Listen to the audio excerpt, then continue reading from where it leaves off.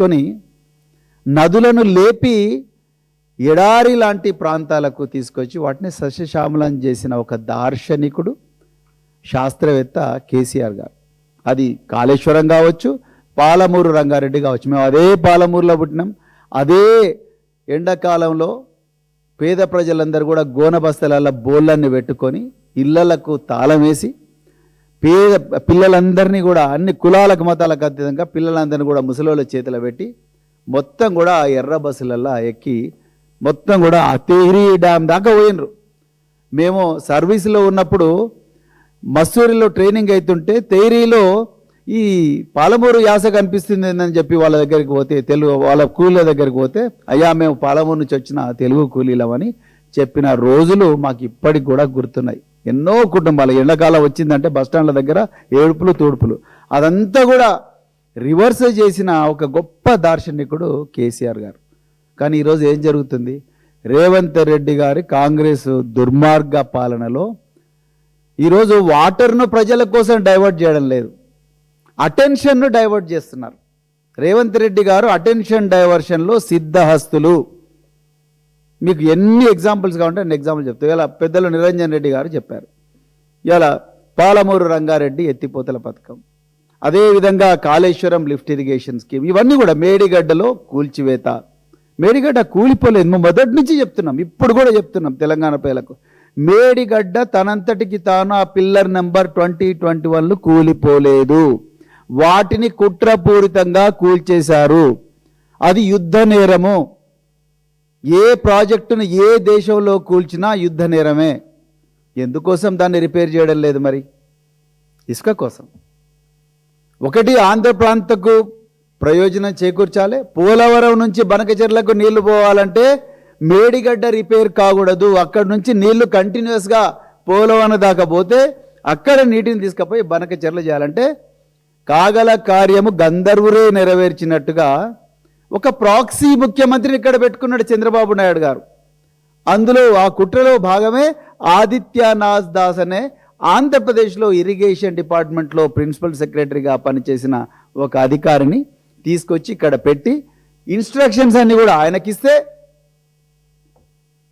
ఆయన రేవంత్ రెడ్డి గారికి చెప్పి ఇవన్నీ కూడా చేయిస్తూ ఉన్నాడు. ఇలా వెనిజులాలో నికోలాస్ మదురోను తీసుకుపోయి డొనాల్డ్ ట్రంప్ ఆయన అరెస్ట్ చేసి అమెరికాలో పెట్టుకొని వెనిజులా ఆయిల్ మీద అమెరికా ఎట్లయితే మొత్తం కూడా ఏకఛత్రాధిపత్యం చేసి ప్రపంచ మార్కెట్లో ఒక స్వతంత్ర దేశానికి చెందిన ఆయిల్ను ఏ విధంగా అయితే ప్రపంచ మార్కెట్లో అమెరికా ఒక ప్రాక్సీని పెట్టి అమ్ముకుంటా ఉన్నదో ఆ విధంగా ఇవాళ చంద్రబాబు నాయుడు గారు రేవంత్ రెడ్డి గారిని ఇక్కడ ముఖ్యమంత్రి పెట్టుకొని తెలంగాణ ప్రజల నోట్ల మట్టి కొడుతున్నాడు అన్న విషయం తెలంగాణ ప్రజలు గుర్తించాలి.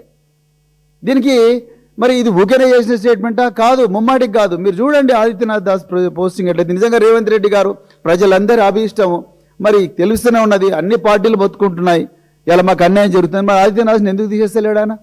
ఆయన లాంటి అధికారులు తెలంగాణ క్యాడర్లో లేరా? ఐఏఎస్ ఆఫీసర్లు ఎంతమంది రిటైర్డ్ ఇరిగేషన్ ఎక్స్పర్ట్స్ లేరు? ఆర్ విద్యాసాగరరావు గారు అప్పుడు కేంద్ర వాటర్ కమిషన్లో ఉంటే వారిని గుర్తించి కేసీఆర్ గారు తీసుకురాలేదా? అలాంటి ఎక్స్పర్ట్ ప్రభాకర్ రావు గారు జెన్కోలో ట్రాన్స్కోలో చేయలేదా?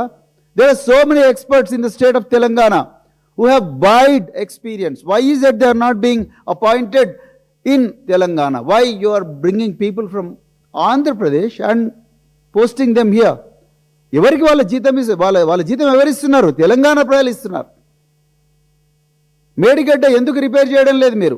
ఇసుక కోసం, ఆంధ్ర ప్రాంతానికి లబ్ధి చేకూర్చడం కోసం. మీ దుర్మార్గాలు ఎక్కడి దాకా పోయినాయంటే 24 కోట్ల రూపాయలతోని మానేరు రివర్ మీద చెక్ డ్యామ్ కడితే ఇసుక కోసం డైనమైట్లు పెట్టి పేల్చేసిన దుర్మార్గులు మీరు.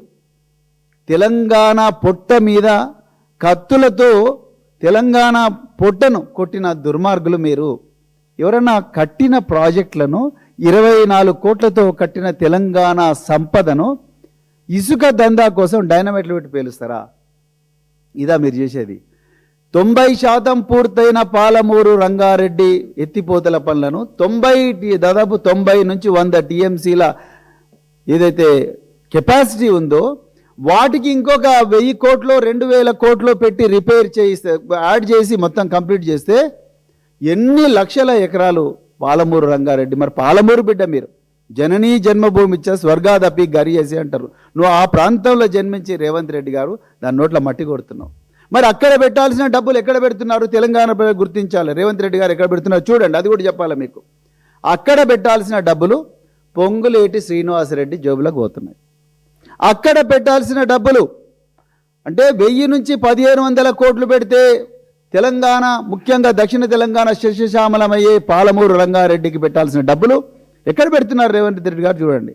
ఒకటి, ఫ్యూచర్ సిటీ, ఆగ మేఘాల మీద మనుషులు లేని, గుండ్లు ఉండి బల్లులు కూడా గుడ్లు పెట్టని భూముల్లో 4000 కోట్లతోని ఫ్యూచర్ సిటీ అనే పేరు పెట్టి, దానికి సీఎం రమేష్ అని ఆంధ్ర ప్రాంతంలో ఉండే ఒక బీజేపీ ఎంపీకి డైరెక్ట్ నామినేషన్ బేస్ మీద కాంట్రాక్ట్ ఇచ్చి, ఆయన ఇక్కడ రిత్విక్ అనే ఇన్ఫ్రా అనే ఒక కంపెనీ హెడ్ క్వార్టర్ పెడితే అక్కడ పోలీసు బందోబస్తు పెట్టిండు రేవంత్ రెడ్డి. 4000 కోట్లు. అయ్యా రేవంత్ రెడ్డి గారు, ఇప్పుడే నిరంజన్ రెడ్డి గారు చెప్పారు, Kalwakurthy lift irrigation, Dindi lift irrigation, అదేవిధంగా పాలమూరు రంగారెడ్డిలో if you can give at least 50% of this 4000 crores, లక్షల ఎకరాలకు అవుతుంది.